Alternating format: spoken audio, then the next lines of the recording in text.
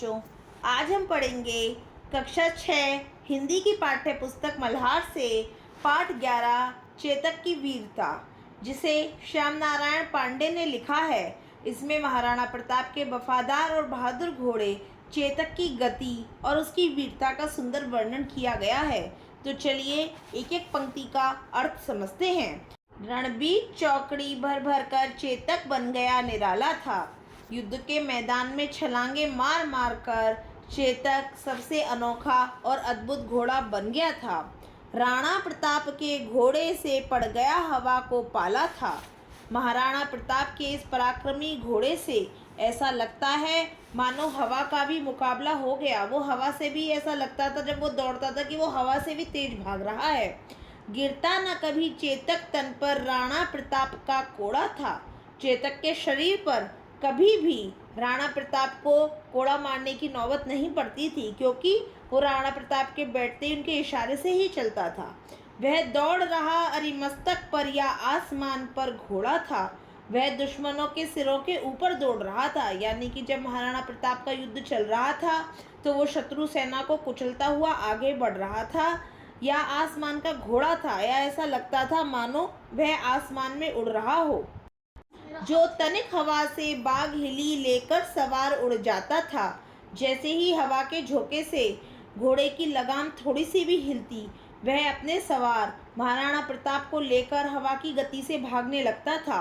राणा की पुतली फिरी नहीं जब तक चेतक मुड़ जाता था। महाराणा प्रताप की आंखों की पुतली अभी घूमती भी नहीं थी, यानी कि वो सोचते भी नहीं थे कि किधर मुड़ना है, तब तक चेतक उसी दिशा में मुड़ जाता था। कौशल दिखलाया चालों में, उड़ गया भयानक भालों में।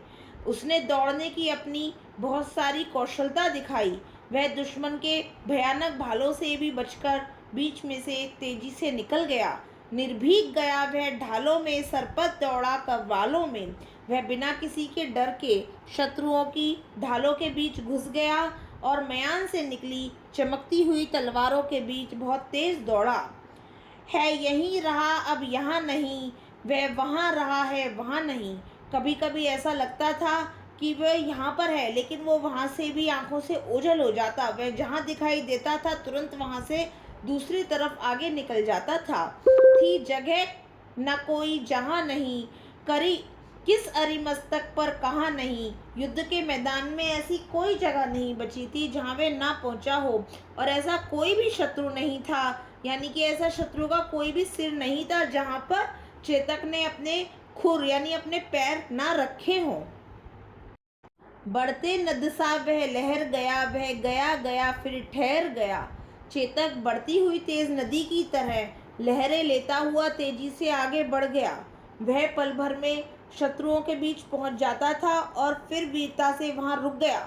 विकराल वज्र में बादल सा अरिकी सेना पर गहर गया। भयानक और कड़कती हुई बिजली से भरे विशाल बादल के समान वह शत्रुओं की सेना, अरि का मतलब होता है शत्रु, शत्रुओं की सेना पर वह पूरी ताकत से टूट पड़ा और छा गया। भाला गिर गया, गिरा निशंग, है तोपों से खन गया अंग। चेतक के इस भयंकर आक्रमण से शत्रुओं के हाथों से भाले भी गिर गए और जो तरकश थे वो भी गिर गए, लेकिन घोड़े के टापों की मार से दुश्मन के सैनिक शरीर के अंग अंग भी घायल हो गए थे। यानी कि जब वो मारता था घोड़ा अपने पैरों से तो उसने दुश्मनों को घायल कर दिया था। बैरी समाज रह गया दंग, घोड़े का ऐसा देख रंग। दुश्मनों का पूरा समूह आश्चर्यचकित रह गया था कि चेतक का में अंदर ऐसा पराक्रम है, यानी घोड़े का ऐसा देख रंग, चेतक का ऐसा पराक्रम और फुर्ती देखकर, ऐसा युद्ध कौशल देखकर पूरा शत्रु समाज भी आश्चर्यचकित रह गया था। पढ़ाई बने पहचान, हर बच्चा बने महान। धन्यवाद।